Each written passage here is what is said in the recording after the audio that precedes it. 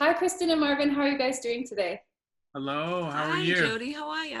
I'm, I'm good. I've had a pretty great day. I'm talking to people about mostly, well, people of color, about racism, systematic racism, and things they've faced in their lives. And I'm really enjoying these conversations that the world doesn't seem to be taking time to have, and probably plays a role in a lot of the issues that are happening now. Because as Marvin even pointed out before we hit record, that um, we seem to have forgotten how to talk to each other about hard things specifically. Absolutely. So thank you for agreeing to talk with me today. Our pleasure. Our pleasure. Yeah. So I know you both. I know Kristen through the Recording Academy. You're also a voting member of the Recording Academy and a recording artist. And you have a makeup line called Double Down Cosmetics. It's non-GMO and vegan. Vegan?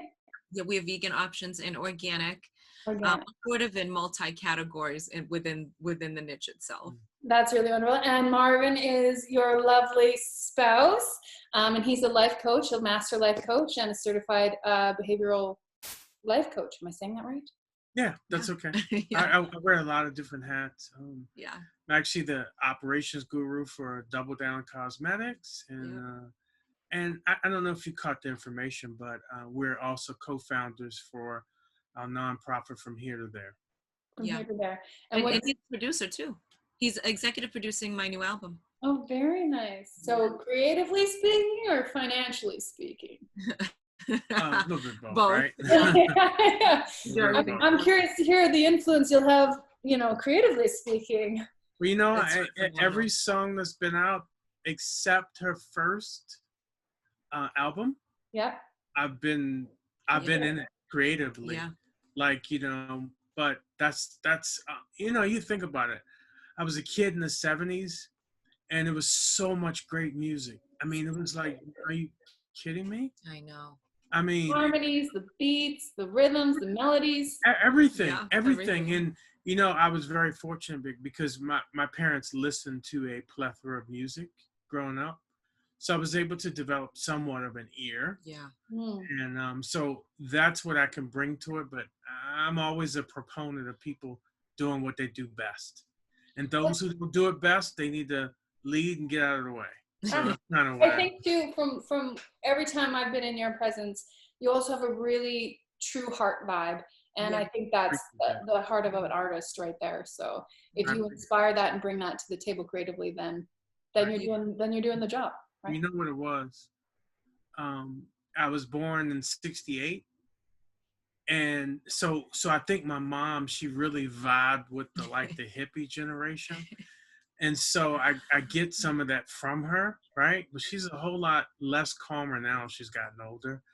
But less calmer? Less calmer now. Wow. Yeah, but she was far more mellow when she was younger. Now not as mellow, but that's okay. She's still very lovable. Where did you grow up? I grew up in Baltimore, Maryland. Baltimore, Maryland. And what was it like there?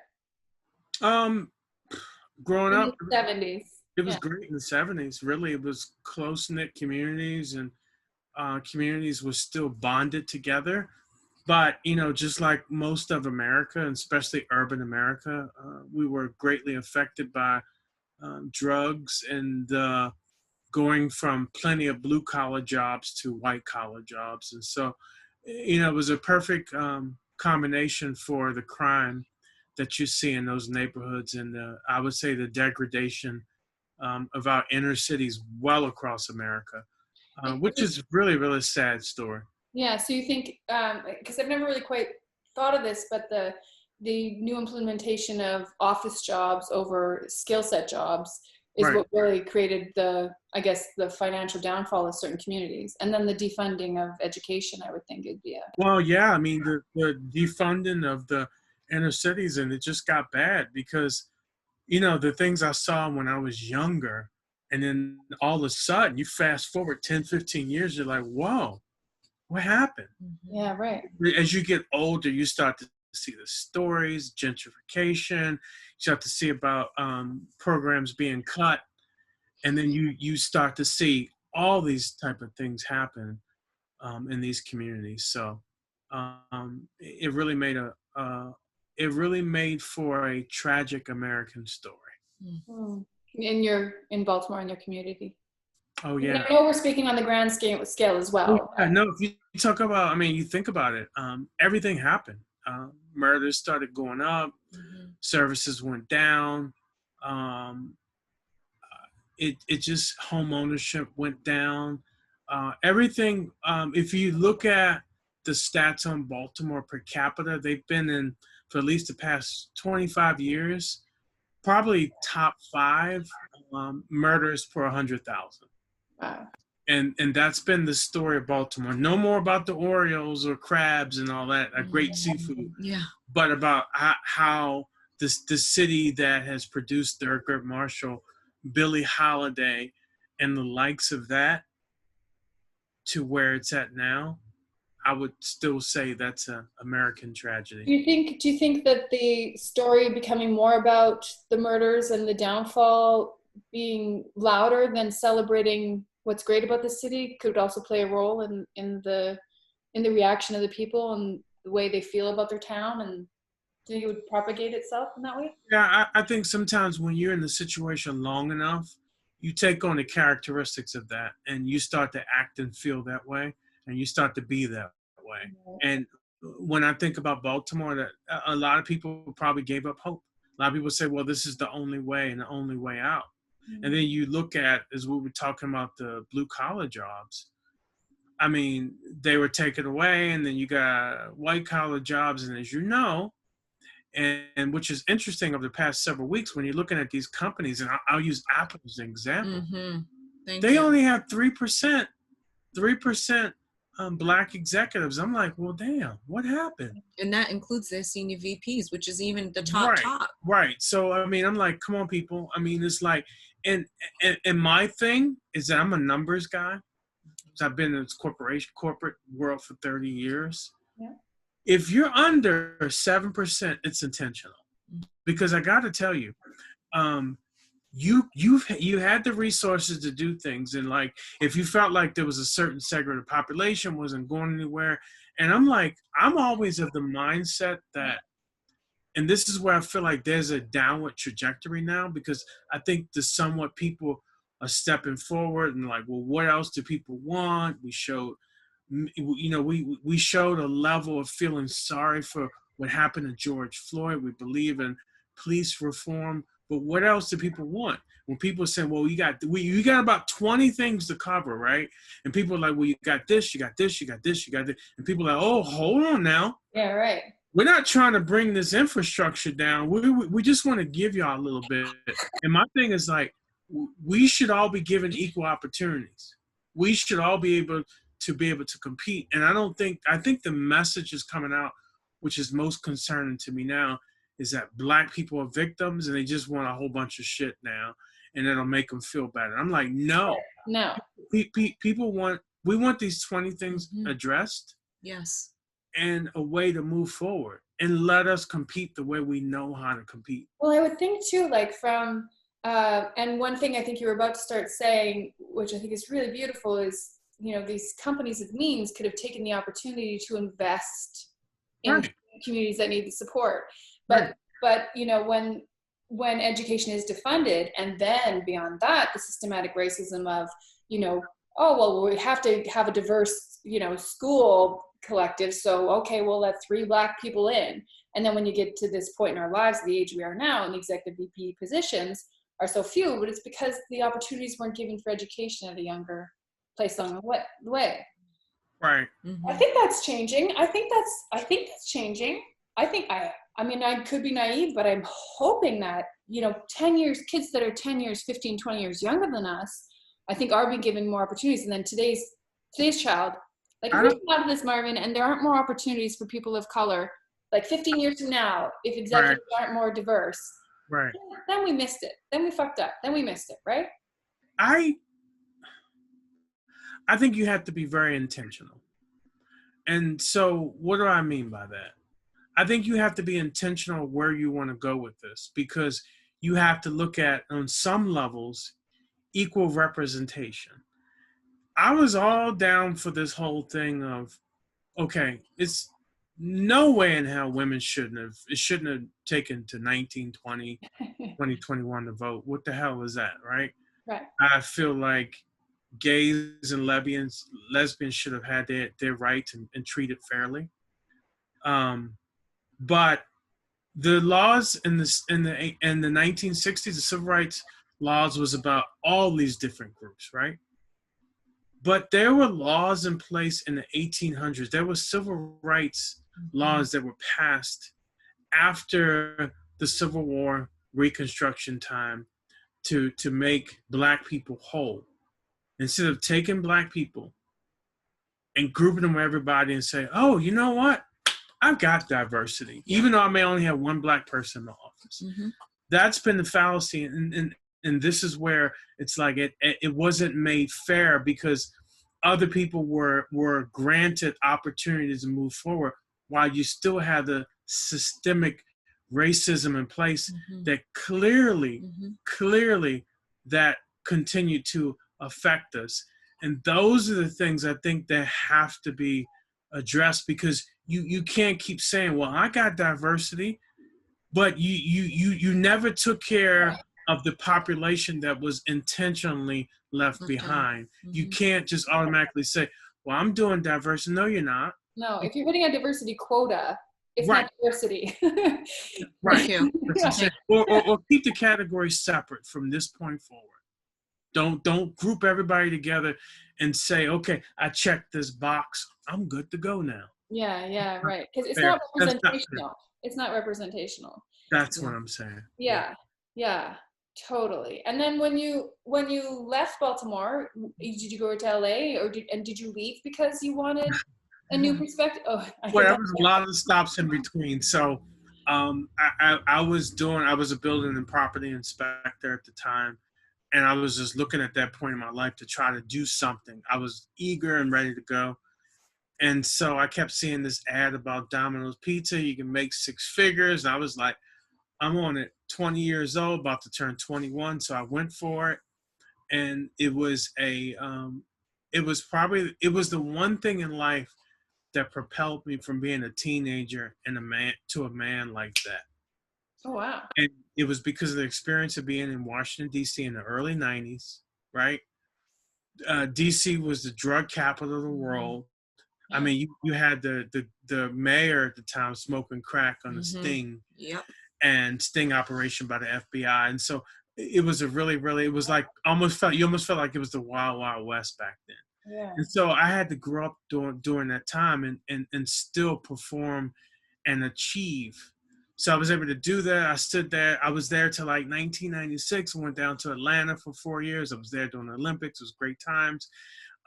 In 2000, in the year 2000, went back up to Northern Virginia area, just outside of DC. Stayed there for 3 years, and then went down to Charlotte in 2003. Established myself there to 2003 to 2011, and then came out to California in 2011. So my understanding of all those places is there is a deep systematic racism issue in all those states. Exactly. Yeah. So it's interesting. I mean, and so then when you moved to California, did you notice a difference? The racism is different, but it's still in place? No, I mean, you got to think about it. California is the number 2 state in America for the Klan. And so there are people that have things entrenched in them. Yeah, I didn't know that. I'm less worried about the Klan because I've never seen the Klan ride around in robes and do things to people. I'm more worried about the people that grew up a certain way with a segregated mindset. And the ones that were like, you know what? For some reason, I can be in the office with 100 people and they all are white or Asian, and it doesn't even register to them, but maybe I should have other representation. That's what I'm most worried about, because that's what I feel like has hurt us the most, right? And I know Chris is going to talk about the program that they're doing in the makeup industry right now. But this great program, and then other companies are really showing very low numbers.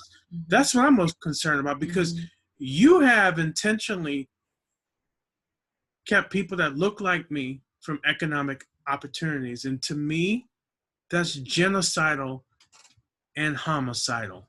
I think what's interesting and so important about right now is I don't think it's intentional, but now it is. You know, I think it was unintentional, but the apathy alone is a killer. That's what I'm saying. That's the unconscious bias. Yeah. That's the unconscious bias where you don't know why you do things, where you won't hire somebody that won't look like you. You won't hang around somebody. I'm going to like him, but I'm going to hire the white guy. Like, yes. Right. That's what I'm saying. And I think we all have a little bit of unconscious bias in us to a certain extent. But when you start having those things where it affects other people's lives, that's where I felt like this whole thing is spun off. Because I want to go a little bit back to when I was growing up in Baltimore. I grew up in an area that was probably about 50, 60% Jewish. It's probably about 25% Black. And when I was in high school, we all hung out. We all dated each other. We all had fun together. You know, we all wore the same stuff. We listened to Wham. We wore OP shorts and polo shirts and Azad shirts. We were all doing those type of things, right? And so this stuff that we didn't have that unconscious biases growing up in that environment, even though the parents were still idiots, you know what I'm saying? Mm-hmm. But we didn't have that amongst each other. We weren't groomed into that. And then you get older and you're like, wow. Mm-hmm. Yeah, wow. I'm seeing this bombarded with this stuff from media, which I think they're owed some accountability as well. And you're seeing that and you're like, wow. Things have constantly changed. People, their biases are being cemented into their actions. Yeah. Right. And the actions are cementing their biases as well, right? Mm-hmm. Oh, I didn't know that the Klan was so big in California. Oh yeah. Well, I think it's and you know what? It's the Klan mentality. Mm-hmm. Right. It's not the people riding around. People have this perception of what the Klan is, but I think they've done far less damage in America, and I want to be 1,000% clear on this. They have done far less damage in America than somebody behind a pen writing a law, or where people have taken it upon themselves of like, okay, well, I don't really hate people, but I'm not going to give them an opportunity, or I'm not going to support them, or etc. That's far more damaging than the Klan going down. They had that day and time where they go around and lynch people all the time and do certain crazy stuff, things. Right? Vile, disgusting. Terrorism is never okay. Right, right. So yeah, you're right. It was American terrorism, right? But it's the people that don't want to change their ways. It's the people that have been socially engineered by society to think and act a certain way. And some of it's not their fault. Some of it is the parents, the media, whatever they saw, and they couldn't get it out their heads and all that. So. Well, you know, like Maya Angelou says, and I know I'm not going to get it quite right, but when you know better, you do better. It's a beautiful little statement, but, you know. Hopefully, right? Yeah, hopefully. Hopefully. And Kristen, you are a recording artist, and you got into the makeup game. And I didn't ask. Where's your family from? So my family, my entire family is from Cabo Verde, West Africa. Wow. My whole family, everybody. We can go back to 1800s. It's everybody. So, and in Cabo Verde, we suffered a horrific genocide by the Portuguese. Wow. All of West Africa, you know, we're often reminded that we just got our independence in 1975, July 5th. And so when you take a look at that, I mean, that wasn't even that long ago. Your freedom from the Queen of England? Portuguese. Oh, Portugal. Okay. See, I should know more about geography around the world. There's just, this just as a quick aside too, it's just how hate can be transferred from one group to another for no good reason, and that lives are at stake for it is just atrocious. So then your family came to the United States? Came to the United States, to Massachusetts. 2 or 3 generations ago? 2 generations ago. Okay. So came to Massachusetts. I was born and raised in Taunton, Massachusetts. My parents were not. My dad was born in Pennsylvania, and his family was from Ohio, and my mother's family is from Cape Cod. But they ended up residing in Taunton, and that's where my sisters and I were born, and all of my cousins. And Taunton is about 35 minutes south of Boston. So I was born and raised there, and I lived there for 30 years until I moved to Los Angeles. And what is the racial climate like for you when you grew up? You know, it's really interesting. Similar to Marvin's experience, but ours was very contained because our family is so huge, and having a large Cape Verdean family, you're around Cape Verdeans all the time. And so in school, you know, we had a lot of different heritages, different cultures, but the Black population wasn't that big. But again, just growing up and having it sort of be self-contained with just our family, and then a lot of our friends from different cultures would always come with the Cape Verdeans to our dances, our festivals, our cook-offs, and things like that. So that's what I was exposed to growing up, which was, you know, really fantastic, and I'm incredibly grateful for that. And then once I graduated high school, when I went to college, I went to college in Boston, my alma mater, Emmanuel College. I loved it. You know, we did a lot of diversity programs there, and they were really open. We, you know, the president is still the same. A lot of the deans are still there and things like that, and they've transferred positions, but they were always very supportive whenever we wanted to, you know, to start a club or, you know, to support the Black student organization. We were always supported. Once I left there, I then moved into the city, into Roxbury. And in Massachusetts, Dorchester and Roxbury are known as the hood or the ghetto. And is that when you first started experiencing, did you have a bit of naivety about how horrible people could be due to racism until then, or you were very aware? Or? I was aware because, you know, I'm so grateful for my sisters. And, you know, my sister Angela went to UMass Amherst, University of Massachusetts at Amherst. And in 1989, she called my mother. I was only, I was getting ready to be a sophomore in high school. I was just ending my freshman year, and my sister called my mother and said, "Mom, just want to let you know that in 10 minutes, I'm going to be on Channel 5 News because I am part of the revolution here at UMass Amherst, where we're shutting down the buildings because we're fighting for equality for our Black athletes and Black students." And my mother was like, "What are you talking about?" She's like, "I got to go." And within that, you know, my sister was like, "You need to start reading books. I'm going to give you books on Malcolm X, on Ida B. Wells, on Frederick Douglass." And once I started gaining that knowledge, I started giving those books to my cousins, and we were all learning together, which was so fantastic. But, you know, growing up, I was name called, not, and here's the thing. I think that back then, I think it was, oh, it's okay just, you know, to call someone nappy here. No, nobody really thought of it. We did, but it was like, you really shouldn't be saying that. And so that's kind of what we experienced. I remember when I was a sophomore in high school, this girl who was supposed to be my friend, she had, you know, straight blonde hair, and a lot of my cousins, we have coarser, you know, curly hair or what have you. And I remember walking by her from C to D house, and she's like, "You will never get hair like mine." And it just bothered me. I was in tears on my way to my next class, and that had never happened. And I called my sister, and she was like, "You better show up the next day to Taunton High School with your curly hair out, and you better represent for us Cape Verdeans, because you better know who you are and whose you are." And it was the whole thing. And I was like, influence, right? Yeah. And I was like, you know what? I said, that's how I'm going to do it.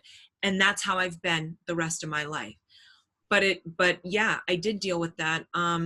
You know, in different circles, I think that you deal with that, but I definitely dealt with a lot of racism once I moved to Los Angeles. I've never dealt with anything like I have here. I was called the N-word by my boss on a job. There was a class action lawsuit now against her, which we just found out recently. And so there were a lot of things that I dealt with here. She made fun of my nose, my body type, calling me nappy hair. I mean, Jody, I went through a lot here in corporate. My background is in environmental services, infectious disease, and biohazard containment. So I worked at hospitals throughout my corporate career, and there was a lot of racism within my just within my employees, even prior to me getting those jobs. So once I went in, they were like, Kristen, this is the climate, this is what's happening. And going back to Roxbury, you know, I remember, you know, just living there and seeing the effects of what Joe Biden did, writing that crime bill that incarcerated 100,000 Black men. I saw what President Clinton did with the prison industrial complex, because it affected Roxbury just in a really divisive way. And I saw the effects of that. And so when you're looking at that, you're looking at you know, families torn apart, Black families torn apart. You're looking at the Black home being torn apart. You're looking at a myriad of issues of prison, of lack of financial stability. I mean, you're looking at the whole model. When you're looking at these people that are supposed to be our leaders, who all of them have done wrong by us, you know, you have to look at that, because now we're here and nothing much has changed. Yeah. And we're seeing the after effects of, you know, wrongful incarcerations, the Innocence Project, and things like that. You have to take a look at that, because look at where we're at right now. Yeah. Yeah. That's you know, you know, there's so much about intention, I think, that is so important when we take action. You know, like I'll say to my kids, you know, you might, just as an example, I'm just going to throw it out there, you know, you're cleaning your room. One is because I told you to, and one is because you respect your space. Yeah. Same outcome, but long-term, totally different outcome. Totally different. So even if the intention was, and this is not an apologist at all, the intention was to clean up the streets, it actually should have been to support the community, so the streets get clean, as opposed to ripping up families. And you know, I just think there's the grand swath sometimes is so lacking in minutia to navigate humanity, really. So I mean, I've heard the crime bill thing about Biden come up a few times during now, but I'd never heard somebody who lived through it. Yes. And it was really, really difficult, because particularly at the hospital that I worked at, this particular hospital, you know, really was the hospital that took care of, you know, the homeless, the mentally ill, you know, all of the, you know, tags that we put on people and the labels. And we saw that in healthcare. We saw Black men and women not getting the care that they needed. I mean, it was across the board, and it was a result of that. And the communities have never come back. They're very gentrified right now. I mean, when we go back, we're like, what is this? I don't remember this. This is not our community. Where are the Black businesses? Where are the Black owners? Why are our Black businesses not here? So when you're looking at the community model has been broken up, and it's a microcosm of what happened in the 90s. And you're still seeing that today in Roxbury, Massachusetts. Right. What, I mean, I know there's so many things here, you know, that you're both have been so involved in being positive voices and educating those in your lives about what can be done and how things can be handled differently moving forward. What kind of support and change would you feel you need to see in others so that you know that you're heard and supported? Well, I think that I think that question is twofold, because we're in the beauty space, and so the movement pull up for change is challenging, to Marvin's point, is challenging not just beauty companies, but corporations in general to pull up or shut up. And so we're seeing a lot of businesses, from fashion to corporations, just not having enough representation. And I think that when you look at that model, like Marvin said, I am more concerned about who's going to hire us, what positions are we going to be in. You know, some of the transparency that's not happening is that they'll say, well, we're, 26% Black. And we're like, we're not asking who's in the factories and warehouses. We're asking who's at the top. Yeah. So don't put that quota out there when that's not true. And they've been called out on that. Yeah, good. And I think that, just in our immediate circle, there have been, a lot of our white close friends that have been checking on us, that have been apologizing, that have been sharing that they have to have courageous conversations in their households because they know that their families are racist. Yeah. And I think for us, and for me in particular, sometimes, people ask us, what should we be doing? And it's like, you know what, we need physical letters mailed. We need the phone calls. We still need justice for Breonna Taylor. We're not seeing that. We have to keep fighting and keep pushing, because the only way that we're going to be heard is if we're doing this together. We need all hands on board. And that is a fact. Yeah. And I think too, Jody, I think just, you and I being musicians and, Marvin being a producer, but just in our conscious community, I've asked them to pull up or shut up. There hasn't been a lot of it, but, when I have, fellow creators in their communities telling me publicly that being Black isn't an achievement, I have a big problem with that. What? And people that you and I know, and I'm saying to myself, we've held space together. You've been in our home. Like, where do you really stand? Tell me, because I need to know in this moment. Who would even inspire anybody to say such a thing anyway? I know. I think I know. I'll say this. We're 2020, and people won't go around and quoting. I'm a human being and saying that I know how to treat people well, and it's like you got a whole segment of the population that's been saying this stuff forever, right? And why did it go on deaf ears? So that's on one level what I think about, and I'm like, you're talking about humanity here. You're talking about how people need to be validated by their feelings and all that. And I'm like, it makes you wonder, right? The intentionality of people to have that happen already. And to your point, it's a lot of work moving forward. A lot. If I was to say, I think it's all about the financial part now. How are you going to open it up to make more of a level playing field? Because that's everything. Because I'm at this point, I could care less if someone's going to like me more now than they did 30 days ago. I don't really care, because that's going to be something shallow. Yeah, me neither.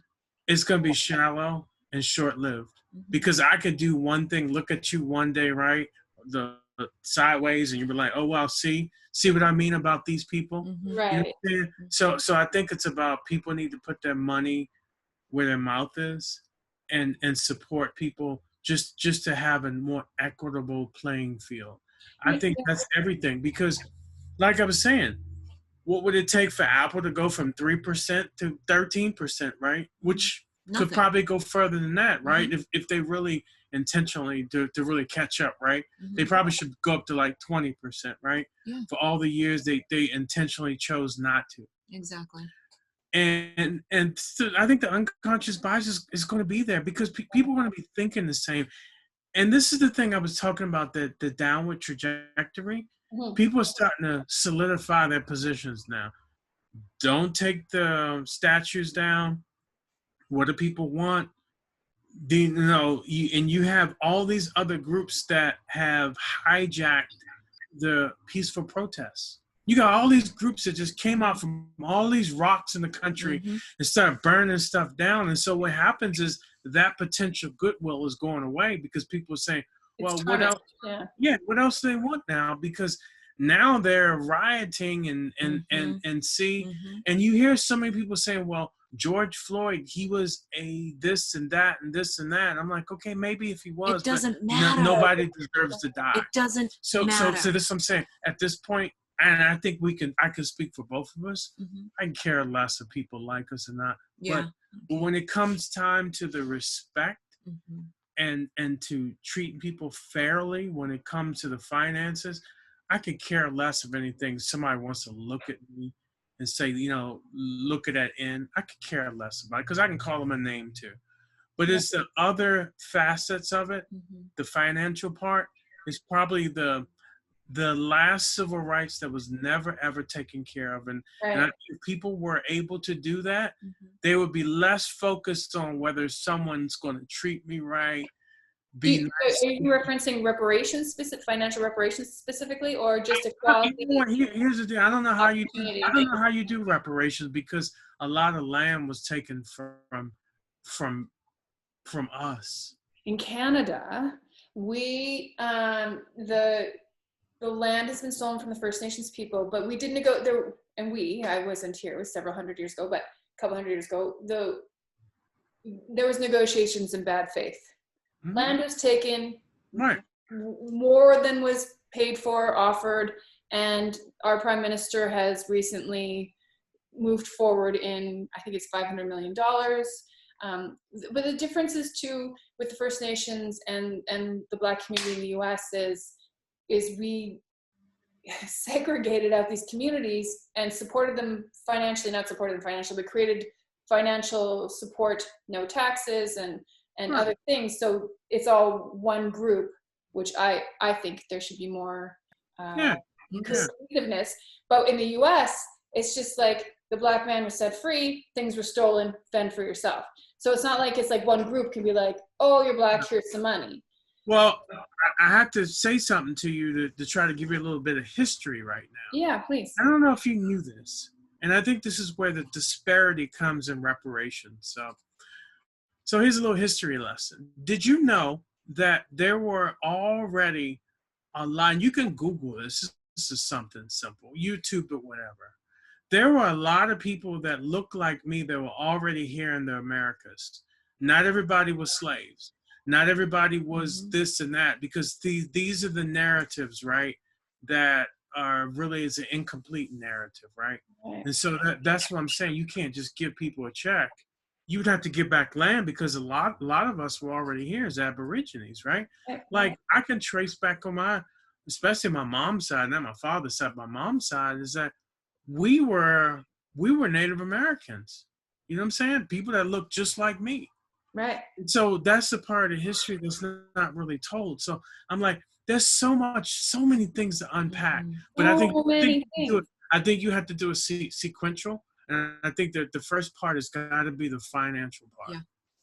Right. So like one of the things, just another thought falls under the umbrella that you've reminded me of that I've been thinking. But so we in Canada now for the coronavirus, if you made $5,000 last year, you get $2,000 a month for 6 months to help you stay home, because they don't want us going out. They want us to stop the virus and stay home. And people in my parents' generation think, well, why are people going to go to work if they just get money for staying home?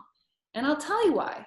Well, I feel because people want to do shit with their lives. Right. Actually, nobody, like, the idea of a free ride is a fun idea for like 2 weeks, and then you get bored and you want to do something with your life. And if that's just take care of your children, which is a huge job, then that's taking care of your children. If that's planting a garden and giving food to your community, that's what that is. So you know, that's what I'm hearing you say, and I just wanted to clarify that because I was curious. But the opportunity to succeed in life should be a human right. That's what I'm saying. Thank you. That should be a basic thing, not this thing of us liking each other. Because you know what? As long as we've been on this planet, you always had one tribe that didn't like another tribe and all that. Right. That's clearly not the point. And we should stop trying to play this game of this is what people want. People want opportunity. They want to be able to be the best version of themselves. Right? That is the play. Yes. Not this other stuff that they're talking about is like what people gotta like, and I forget that. Right. I want to be able to get the same opportunities that other people have. That's important. But the flip side of that too is like we ought to be very ashamed of ourselves to call ourselves human beings the way at times when someone is perceived to be on the losing team, how they're treated. Mm. And I'll tell you the funny thing. You had an alien fly by, and they would study us for 100 years. They were like, "Oh hell no, keep going by." Because you know what? They're going to destroy each other. They don't take care of each other. Yeah. Yeah, and you know what? That's the whole thing. This is why when I was growing up, I always loved Star Trek, different worlds, and they had to. You know what? They had to make it work. But that's not the intentionality of people on this planet, which is very sad because we really fall short of our own potential. Mm-hmm. We really do. I hope that the intentionality of maybe more than half the people is to take care of each other. It's just that right now. Yeah, I don't see it. Yeah. Oh, I'm so sorry to hear that, though. I don't see it. I'm so sorry to hear that. And I think we're pretty positive people, or at least we're told that from others. You guys are always so positive and sweet and kind, and you reach out to everybody and say, "Hey, how you doing?" And you remember things about them, and you include anybody within a 5 or 3 foot radius. Oh, hi, how are you? I miss you. What's happening in your world? So you are definitely positive, loving, community-driven people. 100%. 100%.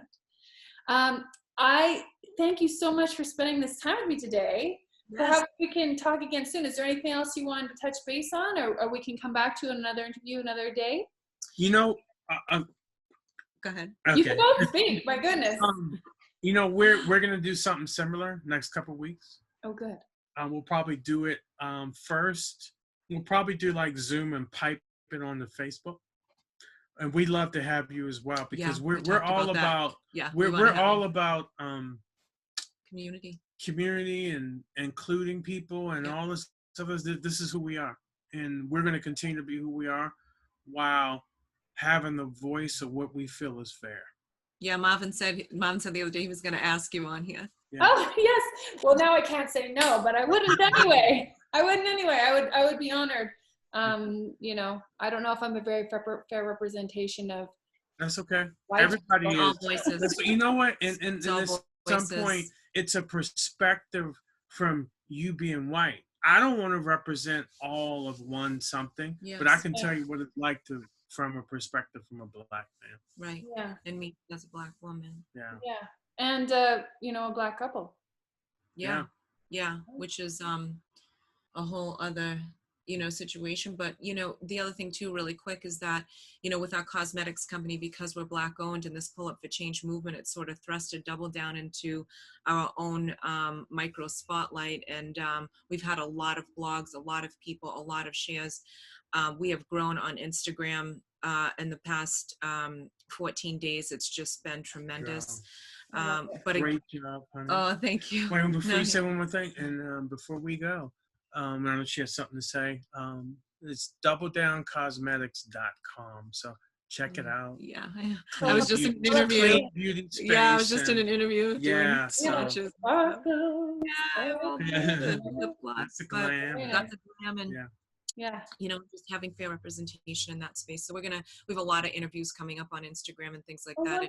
And we've had white brands that have given us seats at the table because they love our brand and they've been very supportive of Marvin and I, and we're very thankful because we need everybody's help in this. Yeah. So it is starting to happen. It's possible. Yeah. Right? Yeah. Representation is starting to happen. We gotta keep it going, and I love what you said earlier too, is that we can't give up. We just got to keep going. So if people need to take a little break and come back, we need that stamina to just keep creating a better world for everybody. Yes. You know what? And sometimes it's one day at a time. Yeah, 1 minute at a time. It took many years for these habits to be in place. So this is my coaching hat, right? Yeah. In order to change that, it takes almost the equal amount of time or the equal amount of effort to go in that. Well, let's hope it's not 400 years. And that was a lot of ignorance. Gosh, now, if we apply ourselves, maybe it'll take less time than that. Right. Thanks so much for talking to me today, guys. Thank you for having us, Jody. Thank you for having us. Much love, my sis. All right. Much love.